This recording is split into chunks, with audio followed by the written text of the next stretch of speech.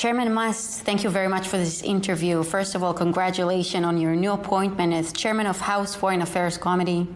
You're one of the few people who understand that the head of the snake is Iran, not Hamas, not Hezbollah. What will be your foreign policy against the Iranian regime? It's what President Trump puts forward, and that's to say maximum pressure. Maximum pressure involves a lot of things, so it's making sure that Israel has the support, and not just the support in terms of what we are sending to be used, but the way that we are there, whether in the Suez Canal or the Red Sea, or take your pick of places, being on the front line shoulder to shoulder. What do you think will be the difference in the incoming administration relationship with Israel compared to the previous administration? I think the difference could be summed up very shortly. Yes will be yes and no will be no.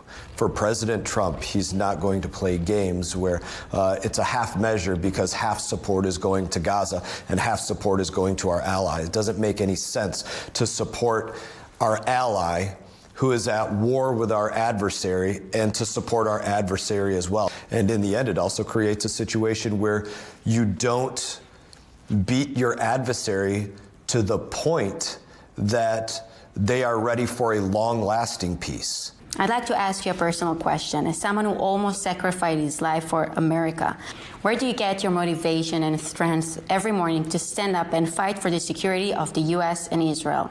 My father raised me to believe that way and to live that way and to instill the same thing in my boys and my daughter. We fight for the right causes. Nothing's going to make us back down, and that makes us all American. But why for Israel? Well, it's part of the most important causes. I say it in this way many times, that Israel is the most important aircraft carrier for the United States of America anywhere around the globe. Israel is constantly acting as the greatest ally for us in the region. Our common bonds that go beyond not just common enemies, but the way that we look at the world. And so those common grounds and the way that we work together to secure what are common interests for us, it's just the best relationship. Trump said all of them until January 20, or the fire of hell will open. What do you think he means? I think he means what he says. All of them. Everybody. Every person that's alive. Every single thing that was touched on October 7, it will be returned. You have until then to get this done. And if you don't, you will realize what it means when President Trump's yes is yes and his no is no. You moved many Jews worldwide when you appeared after October 7th in IDF uniforms in Congress and received quite a bit of criticism for doing it. Do you think the criticism of the IDF from the Democratic Party and international body like ICC, ICJ are justified? Absolutely not. Israel is number one conducting a war of defense. Israel was attacked on October 7th, and many people forget this. The enemy has to be defeated to the point that they surrender, to the point that they recognize they will never rise again in the way that they have. You visited before and after October 7th. Is there a special moment that you never forget?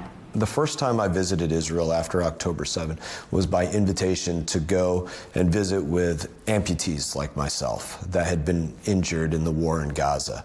And so for me, it was going hospital to hospital, visiting with these individuals and having the opportunity to stand on the bedside where somebody had stood on the bedside for me before, saying, listen, life's going to go on.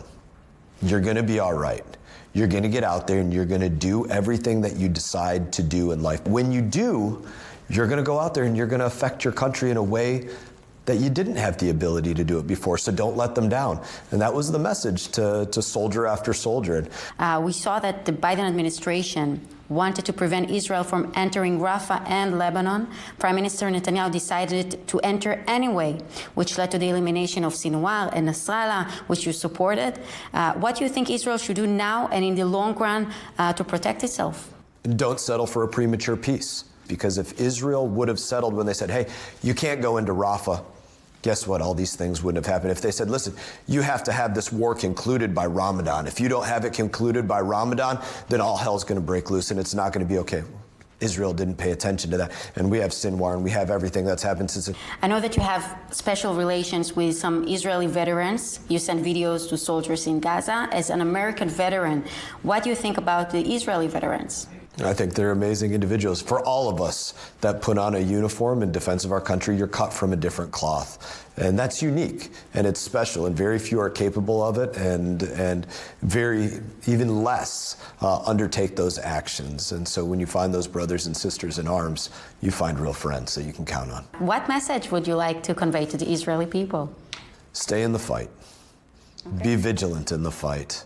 And always remember that as you're in this fight, you're not in it alone. Chairman Maasst, it was a pleasure talking to you. Thank you for standing with Israel, and I wish you millions of luck in your new job. Thank you so much. Thank you for the questions.